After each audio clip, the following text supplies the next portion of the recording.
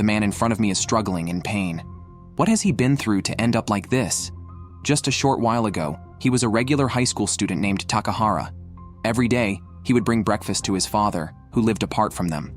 He had planned not to deliver the meal today, but his bike chain broke not far from home. His mother ended up finding out.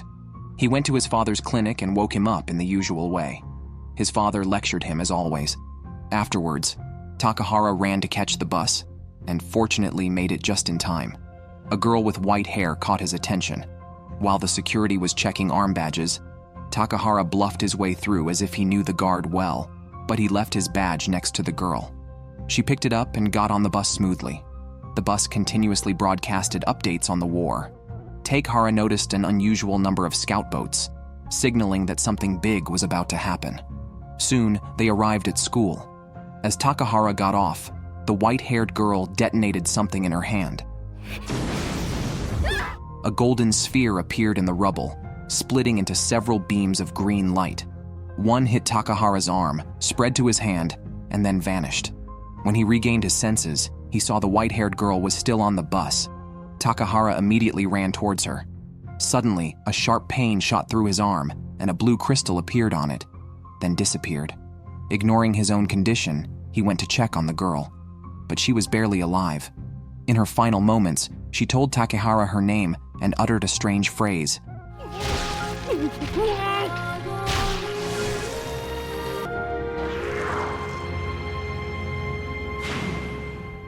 The soldiers who arrived found the creature before them and opened fire immediately. Haru, following behind, thought she heard Takahara's voice coming from inside the monster. Driven by the power of love, Haru attacked the armed soldiers.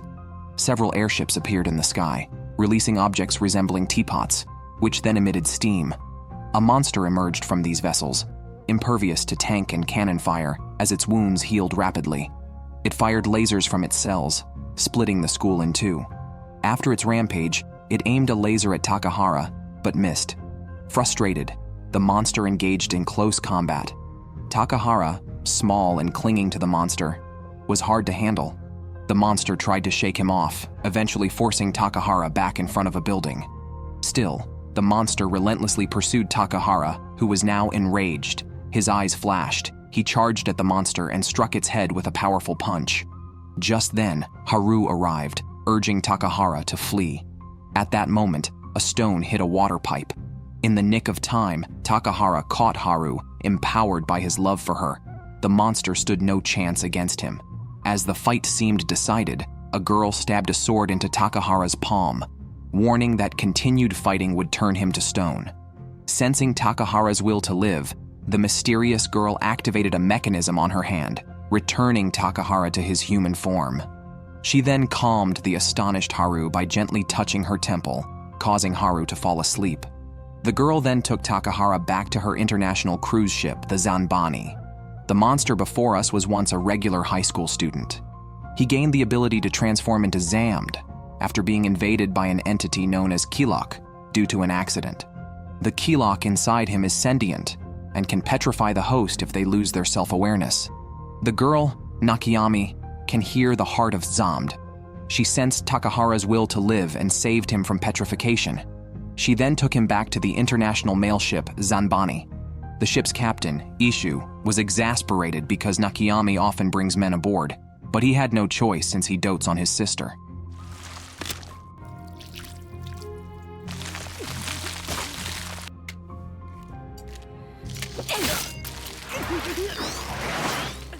Inside the ship, Nakayami gave Takahara a special medicine to calm the Kilok within him, although it smelled awful. Takahara did not remember transforming into Zomb and felt no pain in his hand, so he acted indifferently.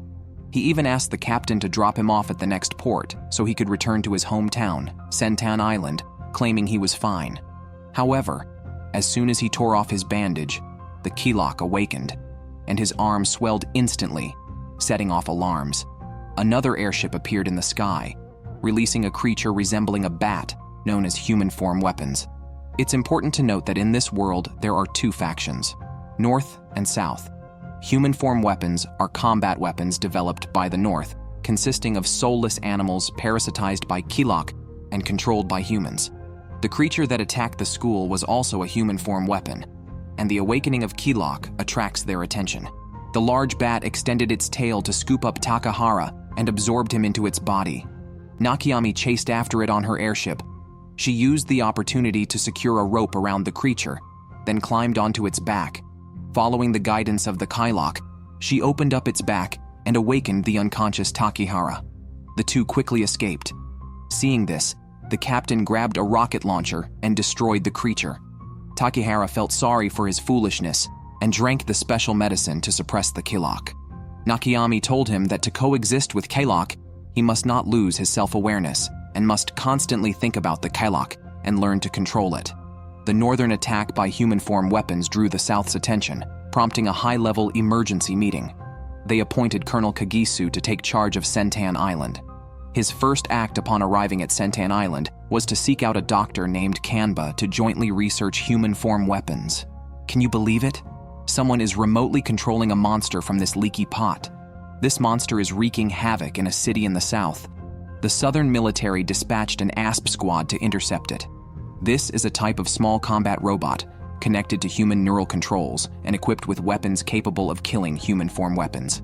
With the ASP squad's coordination, the huge monster was helpless. Once the control ring is removed, the uncontrolled human form weapons immediately petrify. These white-haired boys are followers of Ruikanism, also known as Jibashiri. They follow the guidance of their leader, Sanova, to the battlefield to collect Kilok. Aboard the Zanbani, Nakayami woke Takahara from his sleep and took him to see Madame Tenshin to train in controlling Zomb. They went to the very bottom of the airship. The room was filled with smoke and shrouded in mystery. Once the smoke cleared and they could see each other clearly, Takahara was startled. Madame Tenshin immediately recognized the Kilok parasitizing Takahara's hand. Takahara asked if she could remove the Kilok.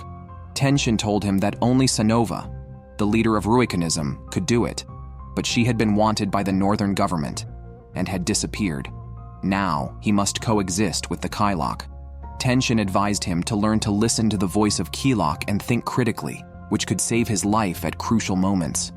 She appointed Nakayami as his trainer.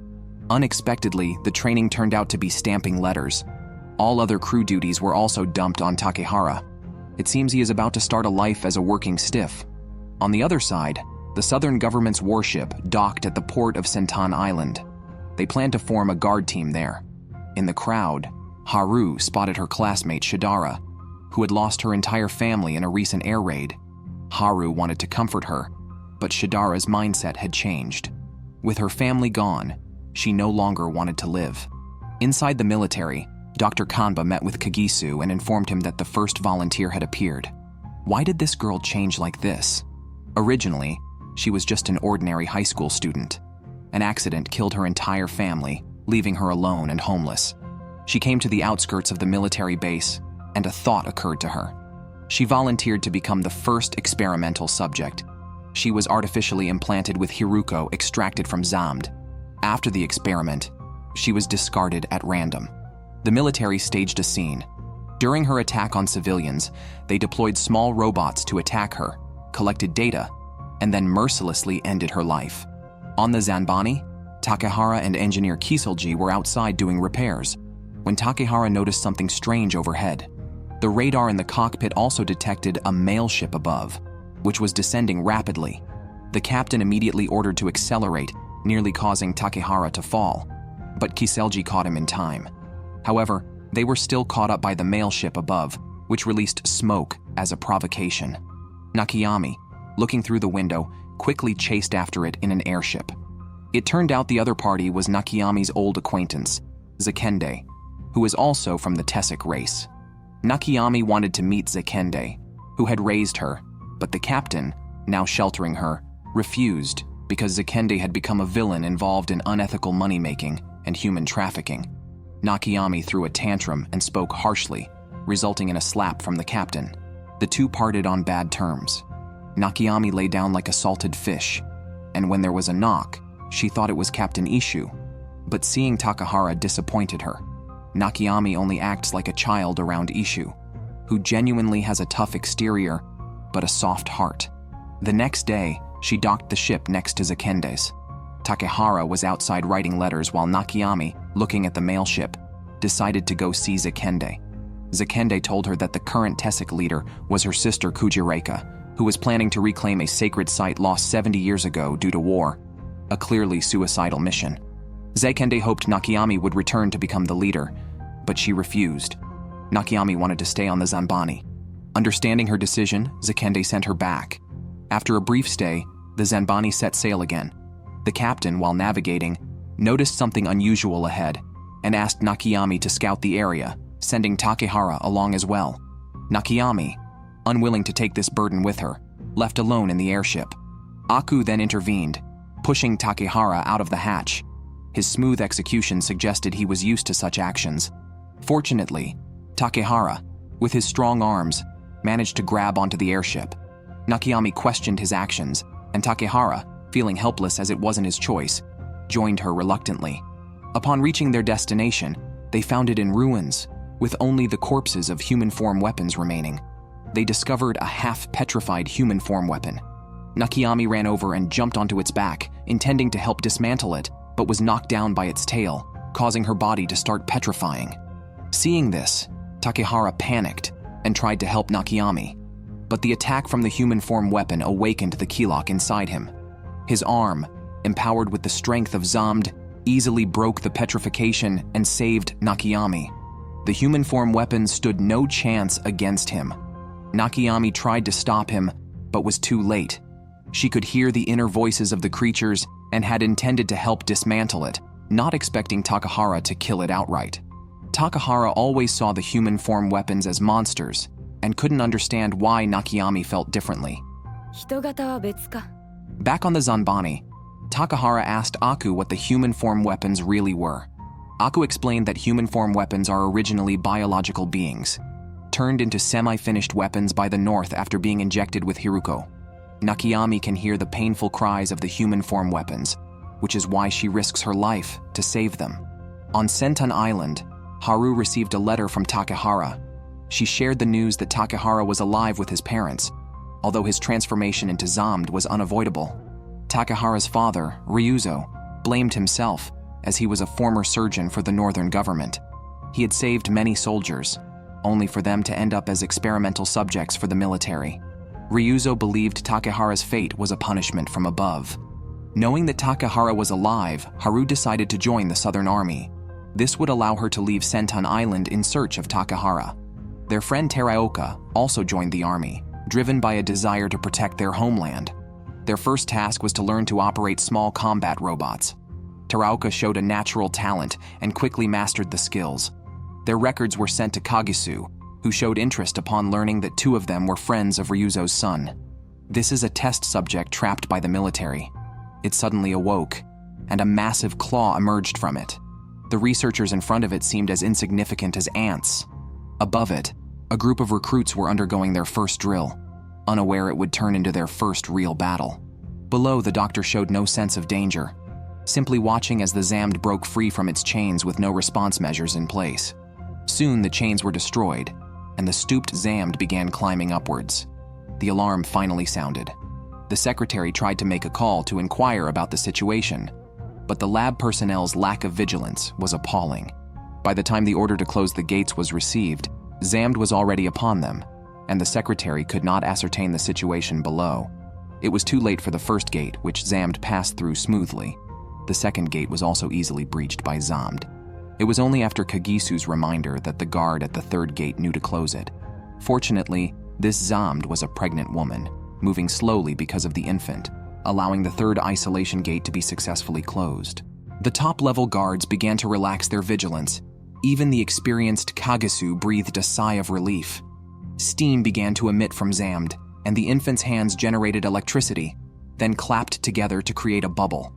The bubble did not disappear but flew upwards and exploded upon contact with the door, blasting it open. The recruits were still reacting when the massive Zomb appeared before them. However, Zomb did not attack them. Haru could hear Zomb's heart. It just wanted to survive. But the others did not care, and launched an attack with small robots. Despite this, Zomb merely created a barrier to protect itself, which then transformed into a pair of wings. But before it could escape, Teraoka seized the opportunity and shot Zomb in the calf. The already weak Zomb fell immediately. Teraoka then targeted the wings, which disappeared, and Zomb reverted to a petrified state. Takahara received a letter from Haru. They agreed to meet at Sumabara Pass. Takahara informed the captain, but the captain deferred the decision to Nakayami, insisting on her approval. When approached, Nakayami, fearing Takahara's Hiruko might lose control again, initially refused his request. However, persistent Takahara eventually gained her approval on one condition. He must take Rappa with him. Rappa, more than just a mascot, wore a collar equipped with a tracker. Meanwhile, Haru was dispatched to Sumabara Pass to search for a missing ASP squad. Takehara landed in an unfamiliar area where a petrified human form weapon was located. Rappa seemed drawn to something and adopted a combative stance. Takahara approached an elderly farmer to ask for a shortcut to Sumabara Pass, but the mention of the pass drastically changed the farmer's expression. Stooping, he transformed into a human form weapon and began attacking Takahara. During the assault, Rappa's tracker fell off. As the monster relentlessly pursued him, Takahara decided to unleash Zomb's power, severing the monster's arm with a strike. Yet, the monster continued to charge at him. Before Takahara could act again, an older man intervened and subdued the monster. After getting to know each other, the man agreed to help Takahara reach Sumabara Pass. Meanwhile, Nakayami, losing the signal from the damaged tracker, grew worried and decided to take an airship to find Takahara. Arriving at the last known location of the tracker, she saw the petrified human form weapon and felt compelled to go to Sumabara Pass herself. Sumabara Pass was originally the world's largest mine and was once bustling. However, everything changed after the North dropped human form weapons here. Haru and Teraoka have now entered the mine and found an ASP mech, but the pilot is missing. Suddenly, a human form weapon falls behind them. Haru can hear the heart of the human form weapon and does not want to hurt the creature, but Teraoka immediately opens fire and urges Haru to leave. Haru, running out of the mine, falls to the ground, feeling utterly helpless, yet she hears the voice she most wants to hear.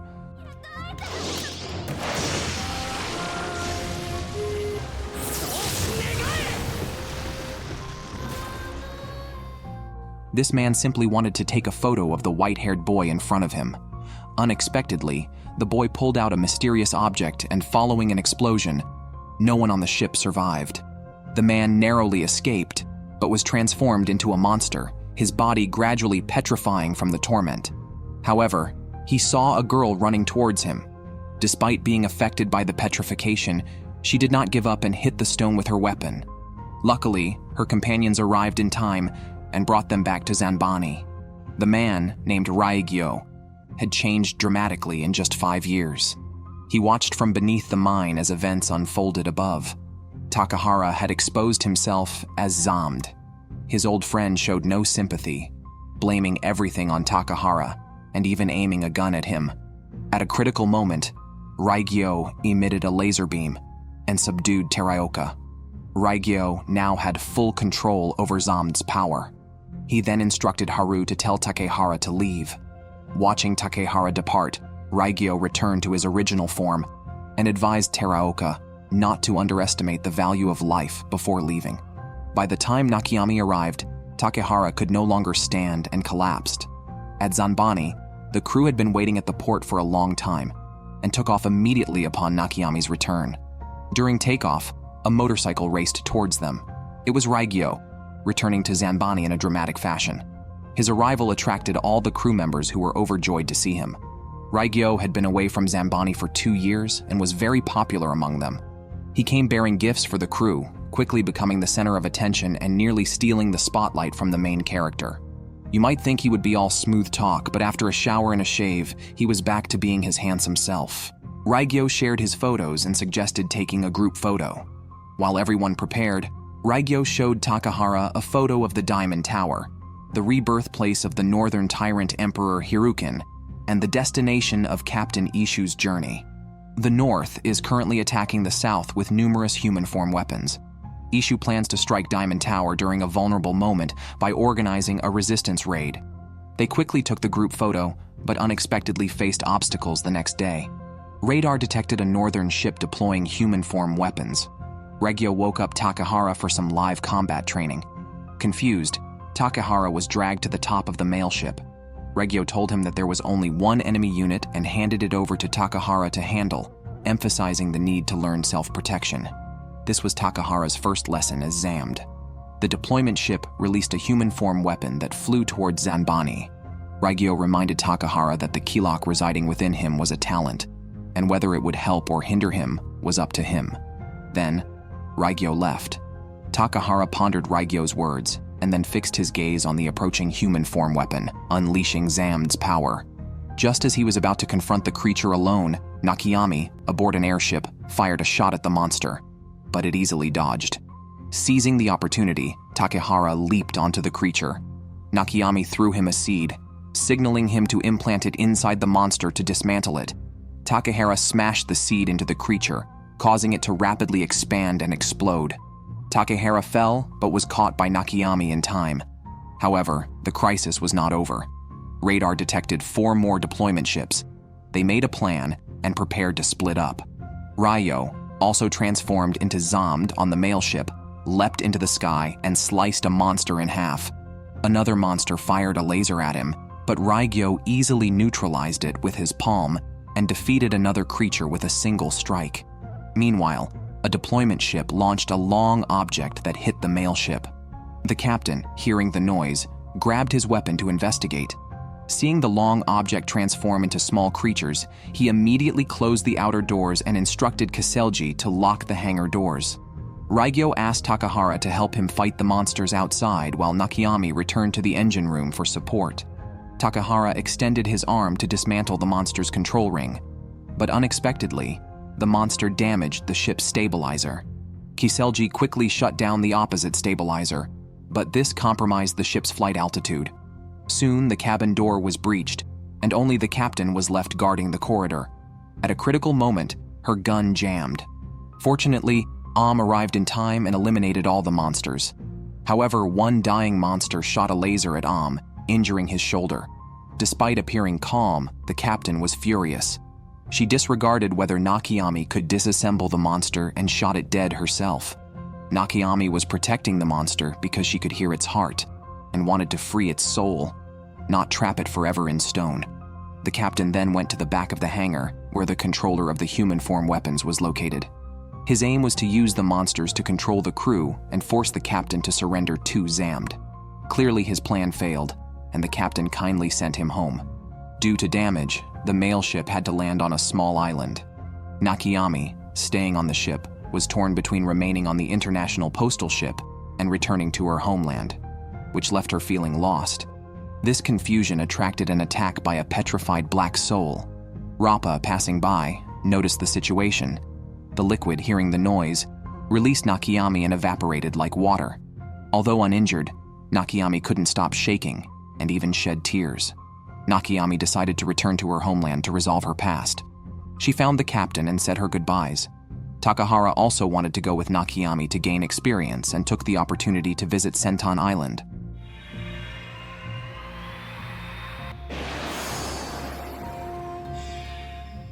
Haru, who had cut her hair short, was training when the captain approached her. He informed her that Teraoka had not been to training for several days and suggested that Haru check on him. Upon arriving at Teraoka's house and after some questioning, it was revealed that Teraoka had been parasitized by Hiruko during the explosion. He never imagined he would turn into the type of monster he despised the most. He was in despair and longed to return to the childhood days when the 3 of them would drink soda together. After 6 months away, Takahara returned to Senton Island. He called Haru, but only her sister was at home. Haru's sister then called the military, and they agreed to meet at the dojo, but the military was listening in. Upon learning this, Kagesu took immediate action. Takehara first visited his father's clinic where his father noticed the bandage on his hand and offered to help. His father also knew about the Kilok and took Takehara to meet someone, the white-haired girl who had detonated a bomb on a bus. She was still alive thanks to his father's medical care. Just then, military personnel arrived at the clinic, and Takahara had to flee through the back mountains. Meanwhile, Haru's sister informed Teraoka, and they both went to the dojo. Teraoka was being consumed by hatred, and the key lock inside him was out of control. He felt overshadowed by Takehara and had lost his sense of self, becoming a Zomb. Nakayami tried to awaken Teraoka, but his hatred was too deep, and he no longer resembled a Zomb. He even attacked Nakayami, throwing her out and threatening to finish her off. Takehara intervened using the power of his arm, but he was no match for Teraoka on his own. Haru tried to help but was captured. Teraoka's hatred continued to feed the key lock, causing his body to distort. He overpowered Takehara and confessed his feelings to Haru again. After Haru rejected him, he attempted to consume her in anger. Seeing this, Takehara fully transformed into a complete Zomb and easily broke free from Teraoka's hold, unleashing his anger on him.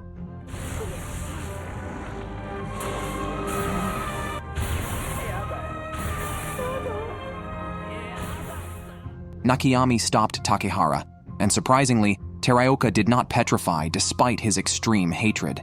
This gave Nakayami a chance to turn him back into a human. A flying ship appeared in the sky, and the mecha squad began to move out. Takehara pushed Nakayami away and was then bombarded with attacks. When the smoke cleared, Takehara lay on the ground, motionless. Teraoka and Haru were handcuffed and led away. Kagisu approached Takehara, seeing him on the ground, and let his guard down. Nakayami, hiding behind a rock, was unsure what to do. Takehara, through telepathy, told Nakayami to escape first and meet on the Zanbani. Nakayami immediately started running, drawing everyone's attention. Takehara took this chance to subdue Kagisu. After Nakayami was far away, Takehara also escaped with Kagisu. The news quickly reached the secretary, who immediately ordered soldiers to be on high alert and separated the routes transporting Teraoka and Haru. Takehara did not harm Kagisu but left him on a high tower. Kagisu tried to deceive Takehara with words, claiming no hostility, but as soon as Takehara ran, Kagisu pulled out a gun and started shooting. However, the area was already surrounded, and soon they encountered the mecha squad. Exhausted, Takehara could not resist, and the soldiers, fearful of the unknown creature, shot him into a river. The vehicle transporting Teraoka also lost contact. Teraoka stopped at a small shop and bought 3 bottles of soda, recalling the best memories of his life drinking soda with Takehara and Haru during their childhood. Finally, burdened with guilt, he ended his life, perhaps as his only way of redemption. In the dead of night, an uncle discovered Takehara lying on the shore. However, this uncle was not a good man. He chained Takehara up, planning to sell him to the north. When Takehara awoke, the mask on his face had not disappeared, and he had lost his memory and forgotten his name. Suddenly, a black mass appeared in front of Takehara. He tried to ask its name but received no reply. Meanwhile, Nakayami's airship ran out of fuel and had to stop in a village. After asking around, she learned that the fuel truck only came every 10 days. With no choice, she pushed the cart towards a small town, deeply concerned for Takehara's safety. On the way, a child from the Tessic race caught Nakayami's attention. The child casually passed by a fruit stand and stole an apple. When caught, he threw a stone at the stall owner. Naturally, the owner did not let it go. Nakayami, who had seen everything, followed them and found the fruit stand owner lying on the ground, and the child turned out to be a Zomb, surviving on his own. She explained the dangers of being a Zomb to the child and bandaged him, advising him not to use the power of Zomb carelessly, as it could turn him into stone. Fearing petrification, the child could not sleep well at night. The next day, when the fruit stand owner confronted him again, the child refrained from using his Zomb power, struggling to control the key lock within him. Fortunately, Nakayami arrived just in time and made a deal with the man, trading her airship for the child's safety. Not wanting extra burdens, Nakayami gave the child some money, but he proudly refused and quietly followed her as she headed to the Tessic village. Nakayami initially did not want to take the child with her, but couldn't find the way to the village. Thankfully, the child's guidance prevented them from getting further lost, and she ultimately decided to take him along. Haru was taken to a secluded room, ostensibly for reflection, but actually to imprison her. Her actions had contradicted her boss's wishes, and she was no longer of any use. The boss then shifted his focus to her sister, Midori. Midori had lingering leg issues from an accident, which made her mentally stronger and capable of controlling soulless bodies more quickly. Dr. Kamba was even moved to tears by this. Meanwhile, soldiers at the front had malicious intentions to capture Jibashiri, who collected Kylok. In the eyes of the Northerners, these Jibashiri were divine beings. Southern soldiers, desperate for promotions and raises, had lost all scruples. On the battlefield, 2 Jibashiri were collecting the soul's Kylok. One was shot by a soldier, while the other was taken to military headquarters. Kagisu tried to extract information about the purpose of cultivating Zomb around the world, but the boy did not reveal anything. Late at night, a white-haired girl and a white-haired boy in a hospital opened their eyes. The boy took a black stone from his shoe, drew 2 circles on the ground, and chanted a spell. Green light began to emanate around him. His soul was transported to where Haru was detained. He hoped Haru could take Takahara to the land where Kylok descends, Kondaral, and informed her about her sister's situation. However, he disappeared before Haru could ask for details. Far in the north, in a courtyard, a grandmother guided by Kagadoji arrived where Takehara was detained. Kagadoji approached Takehara and gestured for the grandmother to buy him. This is a rehabilitation center in the north, frequented by worldly people who were not surprised by Takahara's appearance. Here, the grandmother introduced him to a job, coincidentally, as a mail carrier. On the other side, Haru summoned Kagasu but remained silent. Just as Kagasu was about to leave, Haru grabbed his hand and opened up to him, pleading with him not to harm her sister. The secretary was so shocked by this that, by evening, when bringing Haru her meal, she was seething with jealousy. As she left, she intentionally mentioned that she had lost her keys and left the door unlocked, indifferent to any consequences. This creature is called Ongoro. It can provide warmth in icy conditions and guide lost travelers to the right path. Under its guidance, Nakayami arrived at a cave. As they entered, the Ongoro transformed into a stone wall. Nakayami knew this creature meant no harm.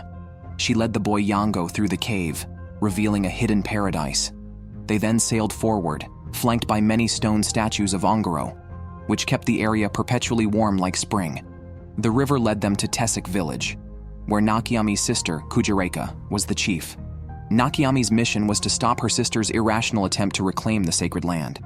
However, Kujireka, aware of Nakayami's intentions, took her directly to the mountain's summit altar to show her achievements. She had created energy spheres by merging Ongoro with virgin blood, which allowed one to control Zomb's power through sheer will. Nakayami tried to persuade her sister, who was now so resolute that she was willing to sacrifice even her life, making it impossible for her to give up. To celebrate Nakayami's return as a celestial maiden, a grand feast was held. Kujireka hoped Nakayami would support her, but Nakayami suggested reclaiming the Holy Land through the Ruakanism pilgrimage, combined with the Zomb spread worldwide by the Sonova leader to avoid unnecessary sacrifices. Kujireka, doubting the current stability of Sonova, refused to entrust her with such a crucial task. This disagreement infuriated Kujireka, who then used her Zomb power to choke Nakayami. Yango threatened Kujireka using his power, prompting her to moderate her actions before the tribe, but she still did not change her decision to reclaim the Holy Land. Realizing persuasion was futile, Nakayami decided to go to Kondaral to find Sonova and fulfill her duties as a celestial maiden. The white-haired girl, Nazuna, was unconscious in bed but could still talk normally. After escaping the dungeon, Haru immediately went to Takehara's father's clinic. With hints from Nazuna, she learned Takehara's exact location. Upon hearing Haru's plans, Ryuzo called his friend, a former military commander, to plan an escape route from Senton Island. He also gave Haru a vial of medicine, his own research into a vaccine to suppress Kylok, hoping it would be useful at a critical moment. After leaving the clinic, Haru found her sister. She urged her not to return to the military, but her sister had voluntarily become a test subject, hoping to walk again like a normal person. Haru then set off alone to find Takahara. She went to a nearby port and bought an airship. The owner warned her that on the way to the northern ranch, there was a gathering place for human-form weapons. However, he assured her it was not a big issue as long as the airship was fast enough. As Haru approached their territory, she prepared to sprint, but the unscrupulous seller had sold her a faulty airship. At a critical moment, the engine died, plunging Haru into a crowd of monsters. Luckily, the monsters were in hibernation due to the cold. Haru tried to restart the airship, but it took a while without response, awakening the monsters. In the end, It took a special method to get it started again. On the other side, influenced by Kagadoji, Takahara slowly began to recall the names of those around him, but couldn't remember his own. Kagadoji also led Takahara towards the edge of a high tower. At that moment, Haru arrived just in time, as Takahara was falling. She called out his name. Haru's call helped Takahara regain his sense of self. However, a sweet scent caused the airship's engine to stop, and as they fell, Takahara reached out and grabbed Haru, revealing a pair of wings on his back. This indicated that he had become a Zomb in perfect harmony with Kilok. Kagadoji witnessed this scene. It had been wandering around the world seeking a Zomb capable of defeating it. This time, it had finally found one. Kagadoji then vanished through a crack and returned to the Diamond Tower, awaiting the final grand pilgrimage. Its true identity was revealed as the Harukan Emperor. Kujireka, transformed into Zomb, is incredibly powerful. She can effortlessly emit lasers. The elite Southern mech squad is no match for her. Recently, the Southern Army appeared above the village to seize airship energy. Kujireka directed the villagers to seek refuge on the mountaintop. The enemy dropped bombs directly on the village without accepting surrender, followed by deploying a mech squad. They targeted houses for destruction, while the villagers could only watch from the mountain as their homes were destroyed. At that moment, Kujireka consumed another energy sphere, causing her great pain and strange growths on her back. As the mech squad closed in on the temple, only one person remained to defend it. Ordinary weapons were ineffective against the mechs. As the smoke cleared, a figure emerged and the mechs exploded instantly. Kujireka unbuckled her belt, revealing 3 Kilok on her chest, then removed her coat to reveal wings on her back. The mech squad fired at her, but she easily dodged their bullets. Now, Kujireka possesses absolute power, effortlessly emitting lasers, making the mech squad helpless before her. Meanwhile, Nazuna, lying in a hospital bed, spoke again. Through her, a white-haired boy in prison told Ryuzo about Midori's situation, urging him to rescue Midori. Kagisu, eager for Midori to appear at the Grand Pilgrimage, demanded that Dr. Kanba complete the experiment within 10 days. Pressured by Kagisu, Dr. Kanba approached Jibashiri for guidance. However, sensing the doctor's true nature, the boy asked Dr. Kanba to drop his facade and talk openly. Dr. Kanba confessed his actions were driven by self-preservation and sought the boy's redemption.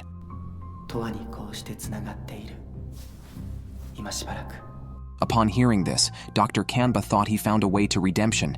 He mistakenly believed that creating a perfect Zammed Midori to offer to Sonova would save him, but he realized this task could not be completed in the planned 10 days. Kagisu saw through the doctor's current mindset, but genuinely hoped that someone who also bore sins could help him. He also planned to release the white-haired boy.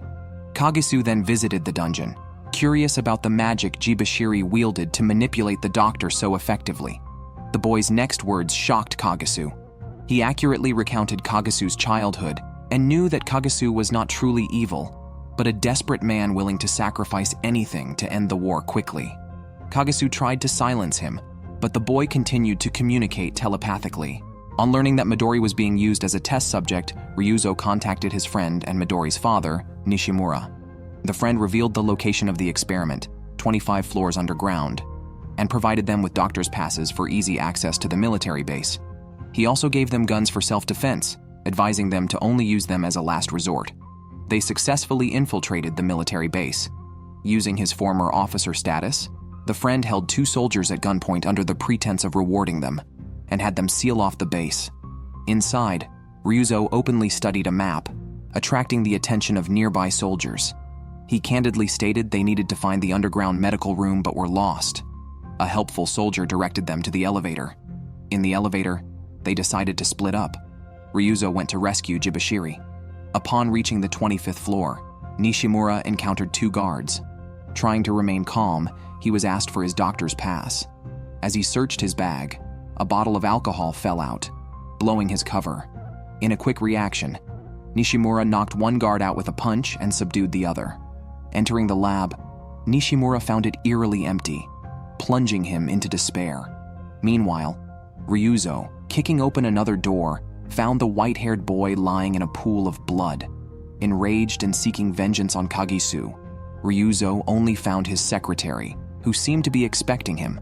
She informed him that everything was anticipated by Kagisu, who was now waiting at the hero's memorial. Midori had already been transported to a battleship, where the doctor would complete the last step of the experiment en route to Kondaral. Kagisu is currently waiting at the monument for Ryuzo's arrival. They first met over a decade ago when Ryuzo, a northern doctor, accidentally saved Kagisu, a southern soldier. This act led to Kagisu's current actions. Ryuzo pleads with Kagisu to release Midori, but it is too late. Midori has already set sail with the battleship. Seeing this, Ryuzo points his gun at Kagisu, but his kindness prevents him from shooting.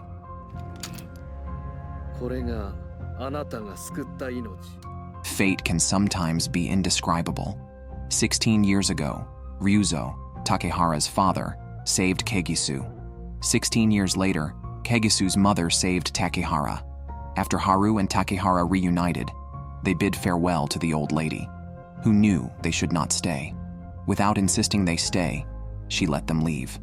That night, the two took an airship to Kondaral. Elsewhere, Raigyo received a message from the Revolutionary Army and prepared to head north with Captain Ishu to destroy the rebirth site of the Hirukan Emperor, Diamond Tower. Meanwhile, Nakayami had the chance to go to Kondaral because Yango helped a man who was a crew member under Zakende. On the front line, as the Revolutionary Army struggled to take Diamond Tower and was preparing to retreat, Raigyo entered with a plan. He suggested drawing the human form weapons to the east and west to petrify them, while others would breach the main gate from the bunker's blind spots. One person questioned who should lead this bold strategy.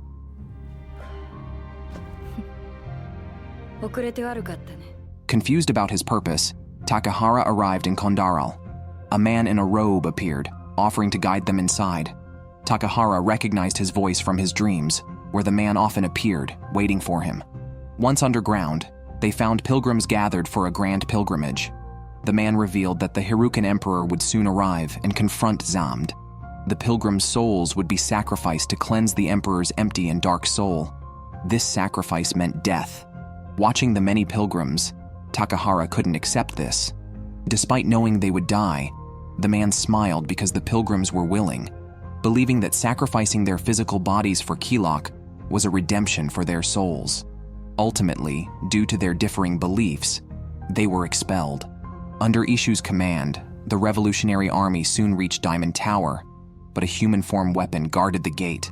Suddenly, the creature was split in half by a force. Raigyo had arrived just in time. When the monster attempted a sneak attack, Raigyo killed it. Just after deactivating his Zomb form, another creature began to self-destruct. Ishu arrived at the front line and ended the battle with a single shot. Meanwhile, the southern military's warships had also arrived above Kondaral. They divided their mecha squadrons into two groups, awaiting final orders to airdrop. Inside one of the large black warships, Dr. Kanba was engrossed in what he considered his perfect masterpiece, and Midori had long lost any human semblance. On Zakendi's mail ship, Nakayami revealed her purpose for the journey. Some tasks could only be done by her. As the celestial maiden of Tessik village, she was meant to become a summoner to help Sanova with the grand pilgrimage. However, after witnessing the cruelty of war while collecting Kilok post-battle and unable to bear leaving a girl alone, she left Sanova. Instead, she wandered with the girl until she met Captain Ishu. Now, she felt she could no longer run away. The boy in front fused his body with a gun turret, controlling it with his mind. As soon as his eyes opened, a massive turret emerged from the ground. Just recently, his city was invaded by numerous mechs targeting unarmed devotees, filling the town with smoke and gunfire. Fortunately, a powerful weapon lay beneath the town. A group of children used their bodies as conduits, merging their consciousness with the weapon. Where the laser passed, warships and mechs turned to ash, instantly shifting the tide of battle. Elsewhere, Ishu led the Revolutionary Army to breach the gates of Diamond Tower.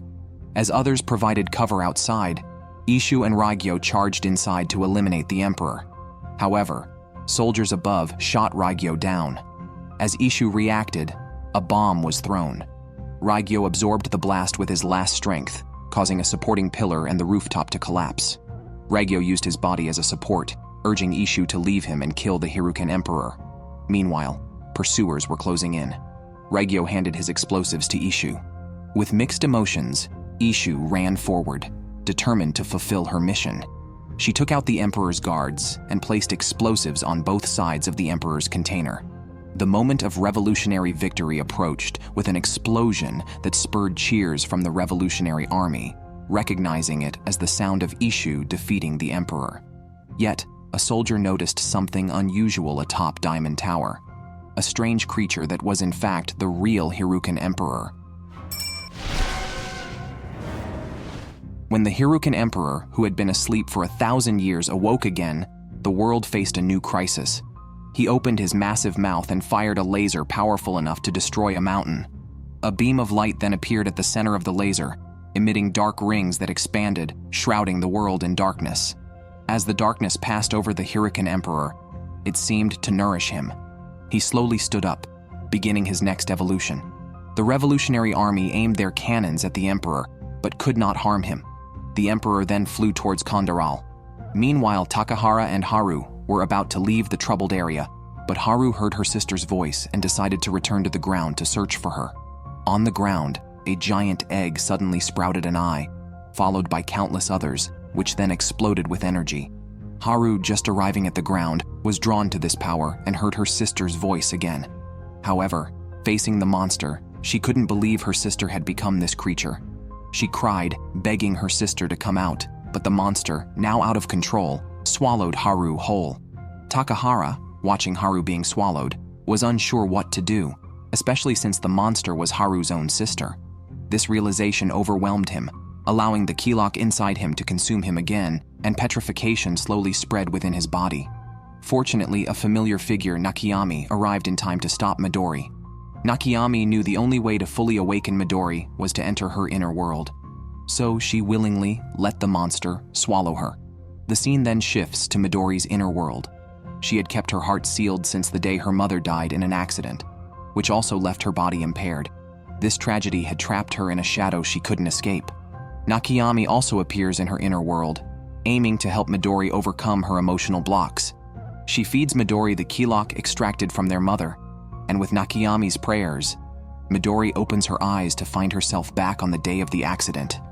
Seeing her mother again, a joyful Midori runs towards her. In the car, she finally says the words she had been afraid to tell her mother, and feels the warmth of her mother's love in response. Takahara reflects on his own past, realizing that his journey has been one of survival. From his initial panic about the key lock inside him, to gradually learning to communicate with it, he had come to coexist with it. Finally breaking free, he uses a special medicine developed by his father and transforms into his full form, Zomb. With a resolute will, he charges at the monster and injects it with the antidote, causing the monster to disintegrate instantly. Nakayami emerges from the creature, proud of Takahara, who has perfectly merged with the key lock. However, she knows their mission isn't over yet. She then instructs Haru to leave the place with her sister. Two Jibashiri appear on the ruins. They approach Takahara and admire the perfectly merged Zomb, pleased that their efforts were not in vain. They then inform Nakayami that the high priest has arrived and is waiting for her. The Jibashiri lead Nakayami to a dilapidated house where Sanova is waiting. Meanwhile, lightning and thunder roar over Kondaral, signaling the Emperor's arrival. Takehara, with his blue wings spread, flies towards the sky, fulfilling his mission. To his surprise, the Hirukan Emperor is much larger than expected. Takehara pleads with the Emperor to spare the people of Kondaral, but the Emperor finds this absurd, stating that they willingly sacrifice their lives to dark powers for the redemption of their souls. The Emperor reveals he was the one who helped Takehara earlier, recalling his own name as Kagadoji, and asks Takehara to tell him what he truly is.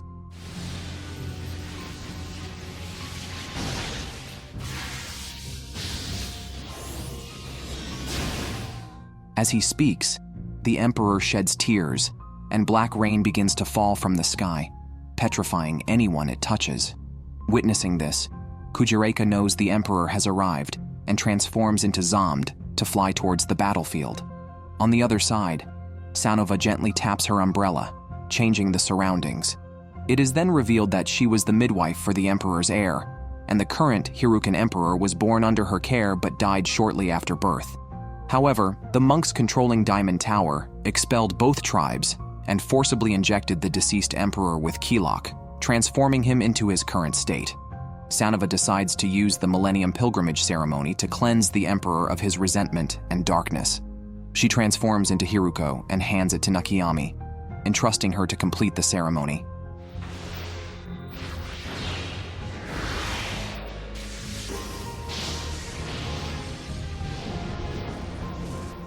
Kujireka arrives at the battlefield, ready to confront the supreme Hirukan emperor.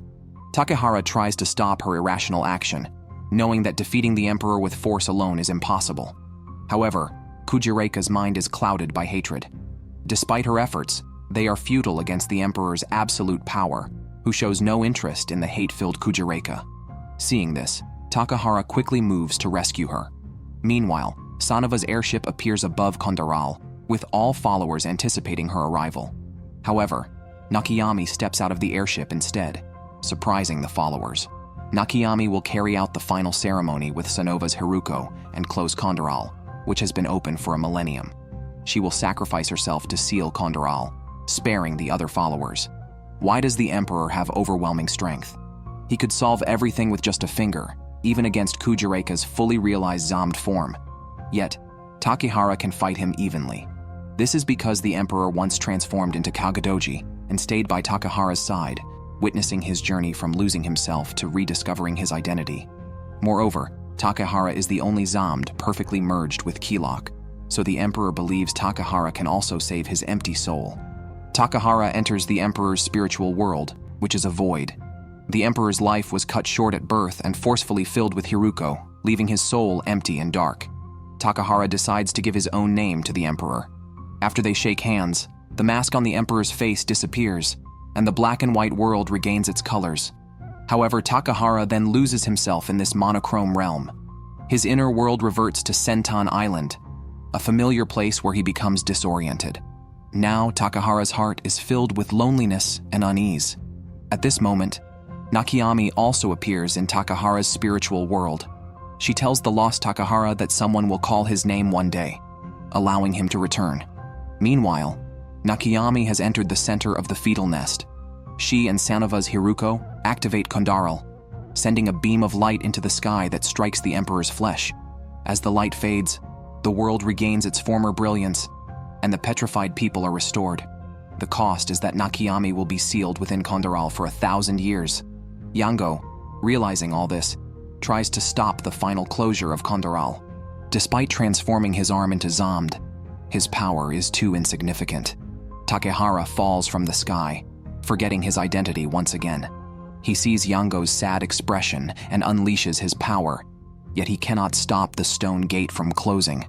Unconsciously transformed into Zomb, Takahara is consumed and ultimately turns into a stone statue. After an unknown duration, the restarted Zanbani discovers the petrified Takahara. Ishu orders his transport back to his homeland. 9 years have passed since the Civil War. The world has long since returned to its peaceful state. The school that was initially destroyed has been rebuilt, and Haru now works there as a teacher, conveying the knowledge and scars left by history. The girl with white hair, who was at the beginning, now resides in Ryuzo's clinic. Midori has grown up and no longer feels insecure about her disability. Haru often visits the hillside, keeping company with the large rock, hoping that one day he can return. On the other side, life aboard the Zanbani continues with everyone striving for a better future, looking forward to the day Nakayami can return. Captain Ishu often stops by the gates of Kondaral to listen to the sounds within. They always encounter a boy there. At the story's end, a familiar figure stands on the hillside where the original stone statue has now vanished. Takahara has once again found himself,